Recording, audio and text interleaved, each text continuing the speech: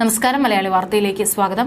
ബന്ദിമോചനം ആവശ്യപ്പെട്ടുള്ള പ്രതിഷേധ റാലികൾ ശക്തമാക്കി ഇസ്രായേൽ ജനത.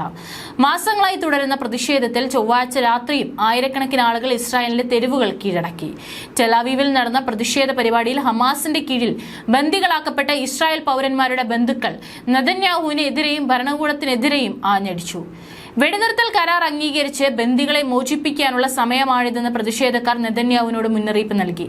തങ്ങളുടെ മക്കളെ ഉപേക്ഷിക്കാൻ അനുവദിക്കില്ലെന്ന് അവരെ ഉടൻ തിരിച്ചു കൊണ്ടുവരണമെന്നും ബന്ധുക്കൾ പറഞ്ഞു.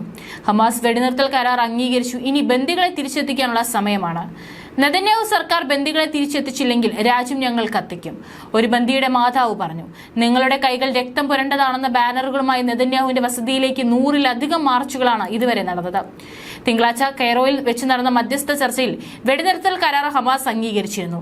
എന്നാൽ തങ്ങൾ മുന്നോട്ട് വെച്ച നിർദ്ദേശങ്ങൾ അംഗീകരിക്കപ്പെട്ടില്ലെന്ന് ചൂണ്ടിക്കാട്ടി ഇസ്രായേൽ വെടിനിർത്തൽ കരാർ തള്ളിക്കളഞ്ഞു. ഇതിന് പിന്നാലെ ഗാസയിലേക്ക് പുതിയ കരസേനാ സംഘത്തെ ഇസ്രായേൽ അയക്കുകയും ചെയ്തു.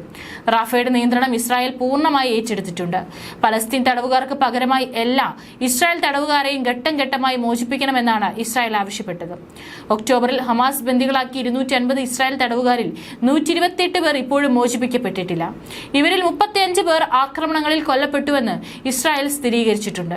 ഗാസ ഈജിപ്തുമായി അതിർത്തി പങ്കിടുന്ന റാഫ ക്രോസിംഗിന്റെ നിയന്ത്രണം ഇസ്രായേൽ പിടിച്ചെടുത്തു. തിങ്കളാഴ്ച രാത്രി നടത്തിയ കരയാക്രമണത്തിലൂടെ റാഫ അതിർത്തി പിടിച്ചെടുത്ത വിവരം ഇസ്രായേൽ പ്രതിരോധ സേന സ്ഥിരീകരിച്ചു.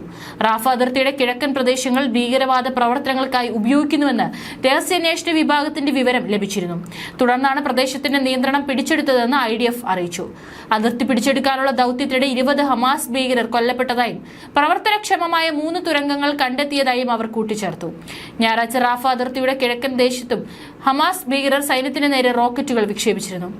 കൂടാതെ പലായനം ചെയ്ത പലസ്തീനികൾ അഭയം തേടിയ പ്രദേശത്തു നിന്നും സൈന്യത്തിന് നേരെ ആക്രമണം ഉണ്ടായെന്നും IDF അറിയിച്ചു. റാഫ അതിർത്തിയിൽ നിന്ന് ഒഴിഞ്ഞു പോകണമെന്ന് IDF നേരത്തെ പ്രദേശവാസികൾക്ക് മുന്നറിയിപ്പ് നൽകിയിരുന്നു. ഇസ്രായേൽ പലസ്തീൻ യുദ്ധത്തിൽ വെടിനിർത്തലിനുള്ള ശ്രമം വീണ്ടും പരാജയപ്പെട്ടു. വെടിനിർത്തൽ തയ്യാറല്ലെന്ന് ഇസ്രായേൽ അറിയിച്ചു. ഹമാസ് മുൻപോട്ട് വെച്ച ഉപാധികൾ ഇസ്രായേൽ അംഗീകരിച്ചില്ല. ഗാസയിൽ നിന്ന് സൈന്യത്തെ പിൻവലിക്കണം, പലസ്തീൻകാർക്ക് വടക്കൻ ഗാസയിൽ തിരിച്ചെത്താൻ അവസരമൊരുക്കണം എന്നീ ഹമാസ് ഉപാധികൾ തോൽവി സമ്മതിക്കുന്നതിന് തുല്യമാണെന്നാണ് ഇസ്രായേൽ നിലപാട്. ഈജിപ്തിൽ നടത്തി വന്ന ചർച്ച ഫലം കണ്ടില്ലെങ്കിലും ഇനിയും ശ്രമിക്കുമെന്നും ഖത്തർ അറിയിച്ചു. ഖത്തർ പ്രതിനിധികൾ കെയ്റോയിൽ നിന്ന് ദോഹയിൽ മടങ്ങിയെത്തി. അമേരിക്കൻ ഉന്നത ഉദ്യോഗസ്ഥർ ഖത്തറുമായി കൂടുതൽ ചർച്ചയ്ക്കും ശ്രമിക്കുന്നുണ്ട്. അതേസമയം അവശ്യ വസ്തുക്കൾ എത്തിക്കുന്നത് തടയുന്ന ഇസ്രായേൽ സൈനികർക്ക് നേരെ ഹമാസ് ആക്രമണം നടത്തി 3 സൈനികരാണ് കൊല്ലപ്പെട്ടത്.